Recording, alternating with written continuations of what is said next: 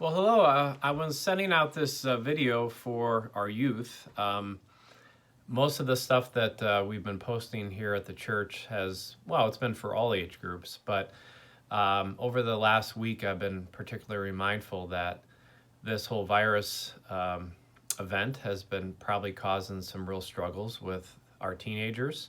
I think our young children might be able to absorb it a little bit better as they can usually just kind of follow mom and dad's or grandparents' lead. But to be an adolescent is a time in which you're able to form thoughts for yourself, and you're adults, but not quite adults. It's a very confusing time in a normal circumstance, and I'm sure that this virus and all the things that are happening around us right now are probably creating an awful lot of questions and even some uncertainty. So I just wanted to send out just pretty brief video focused to you, youth. I know that most of our kids are not on Facebook. As once parents and grandparents got on Facebook, kids kind of ran away from Facebook. But I'm hoping that parents or grandparents in your own way can share this video with them, and they can watch it at their own time and space. So just a few thoughts for you, and then I also have some suggestions at the end. The first thing is I want you to know that this is your life-changing experience. I love reading history, and I think reading history has been something that helps me kind of live in the present and also live hopefully for the future.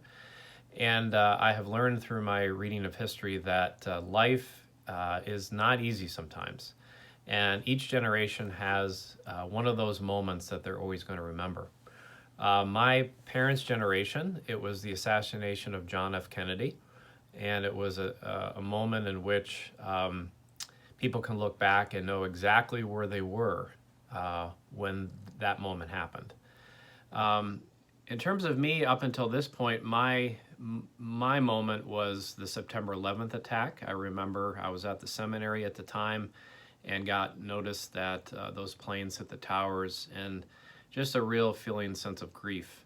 And so for you as teenagers, you are going to have this moment, this time as your moment to look back and say, boy, that was a really significant event, and be able to share with your kids and your grandkids how you were able to live through it. Second thing is we're learning that life is beautiful and precious, but life is also hard. Life is filled of losses. We all have losses. And I think what's different about this is we're all experiencing the same loss with one another. We've all lost freedoms. We have family and friends that have lost jobs. We have people losing their health. We have people losing income. There's just so many losses, and so they're magnified, which makes it even more stressful. But I want you to know that life is loss. Life is beautiful, as I said, but life means that we're always losing something. And so you are not alone in your losses, but it's how we live with our losses. And that's what being a part of a church community has taught us, that life is struggle. As we look at the life of Jesus, we see his struggles. He was not immune to the difficulties, but he remained faithful and hopeful. And in the end, there was resurrection. The other thing that I want you to know is to fully admit that this stinks.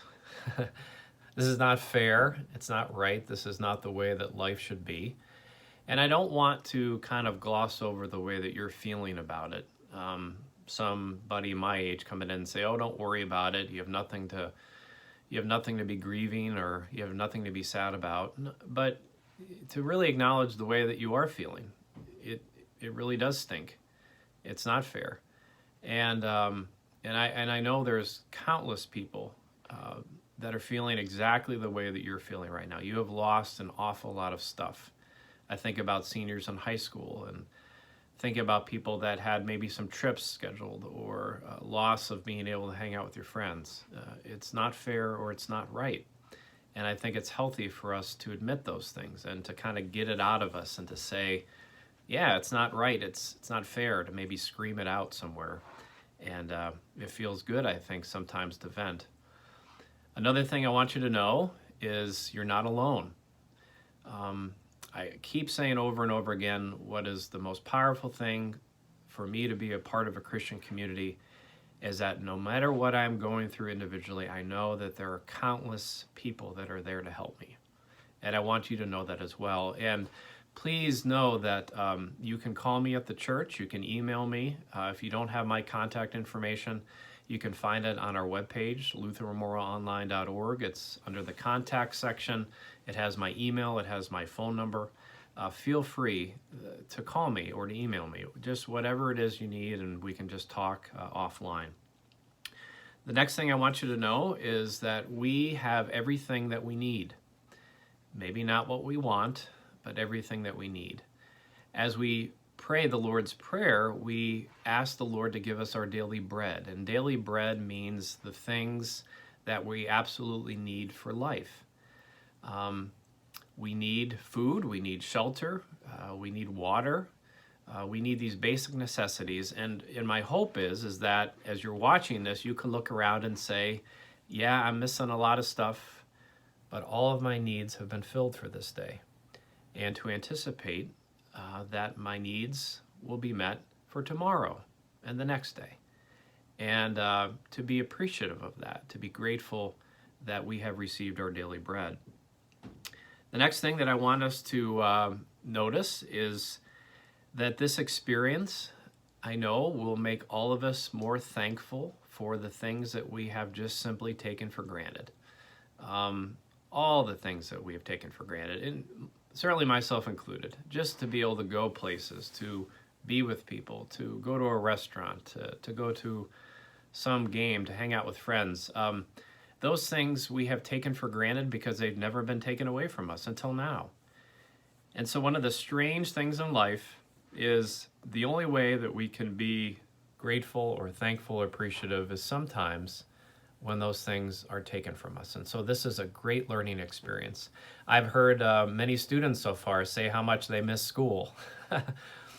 2 months ago, if I asked you if you could have some time off of school, you would have said yes. And now you're just seeking routine and patterns and familiar faces. And we've also learned that technology is great, the phones, all that stuff, it's allowing me to talk to you now, but nothing will ever be able to replace the face-to-face connections that we have. And that, again, comes back to our faith with Jesus. One of the things that I hold on to deeply is it's called an incarnational ministry. Jesus comes not just via a text or something on TikTok, but comes to us in person. In church, we greet one another in person, right? We shake hands with the peace before the virus, of course. We touch water, baptismal water. We receive bread and wine, right? Those are tangible things. And no matter how much technology allows us to communicate with one another, nothing will ever replace a touch, a hug, a physical connection that we have with a real live person. And so when this goes away, which one day it will, we are going to truly appreciate, at least for a little time until we forget again, but to really appreciate the things that we've had and been able to do. The final thing I wanted to share before I offered a couple suggestions, so this video is not too long, is what we're experiencing really ties in well with our Christian theology. There is life, there is struggle, there's death, but there is new life. And as I've been sharing in other places the last couple weeks, we're in our tombs, right? We're locked in our tombs. And just to anticipate the time that we're going to be released from those tombs, transformation and resurrection. Now, my hope is, my prayer is that this experience will have changed something in us. And I want you to think right now, and I want you to write it down.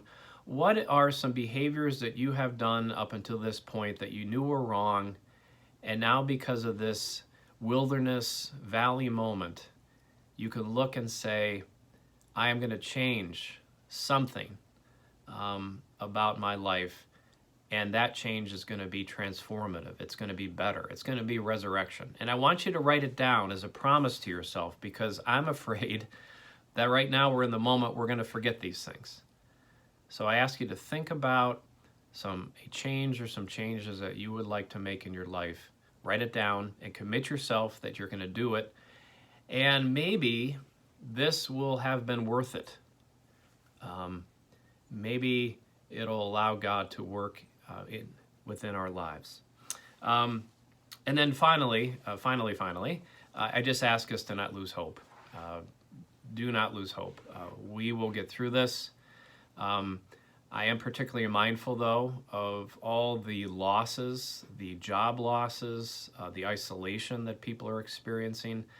We are going to be dealing with the ramifications of this for some time. And I want us to be prepared for that, to not think that this is going to simply be over. I think we're going to slowly be allowed to emerge from our homes responsibly. I think we're going to have to still do some distancing, washing our hands good, wearing masks in public. But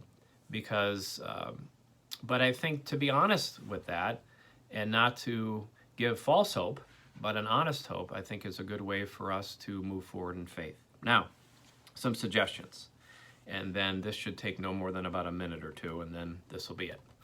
I cannot encourage you enough to get outside, to walk, turn your phones off, whatever, walk, just listen, breathe in the deep air, let the bad stuff out, listen to the birds, look at the grass grow, go out and weed. I don't care, but you have to be outside. And notice how God's creation doesn't stop. Maybe you're going to actually hear the birds differently now. You're going to actually notice that they're even outside in your yards. But just take it in. Take in that beautiful spirit. A few verses that I'd like you to have memorized. These are my favorite verses and some thoughts in the Bible. Number 1 comes from Psalm 46:10. It says, "Be still and know that I am God." Memorize that. And then as you're out walking, say to yourself, "Be still and know that I am God." And then you could focus your attention on one particular word repetitively. You can say, "Be still and know that I am God." And then you could say, "Be still and know that I am God."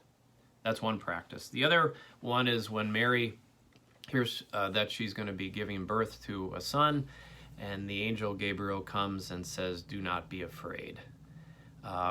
Boy, that verse has been really important to me. And so have that one memorized. The first one, "Be still and know that I am God." The second one, "Do not be afraid." And then third and final, when Jesus comes among his disciples in that locked room, he says, "Peace be with you." And that's something we say at church, but think about what that means. Peace be with you. And then finally, I would commend to you the Acts model of prayer. Some of us have learned this in confirmation. You may remember at confirmation camp or confirmation classes. The Acts model is A, adoration, C, confession, T, thanksgiving, and S, supplication. So when you start praying, your first instinct is to adore. Say, "Thank you, Lord, for this beauty." C, confession. "I'm sorry for being grumpy," whatever it is that you need to confess, because I know there's a long list if you're like me, right? Kiddos? Yes. Thanksgiving, what are you thankful for? And supplication, you'll notice that it's at the end, praying for particular needs. And one of my prayers has been praying for people that are in the medical field, the long list of people that are part of this church that are serving on the front lines, praying for them, and praying for our church community, and praying for our homes. So as I wrap up, just wanted to reach out to you. Kiddos, I hope parents, grandparents, whoever's watching this can share this with people that you think would find this meaningful. I hope you find it meaningful. I've been trying. And what else? Please remember that you can contact me at any point, and I'm really serious about that. If you just need somebody to talk to, you know that I'm here for you, okay? So peace be with you. Be still and know that I am God. and do not be afraid.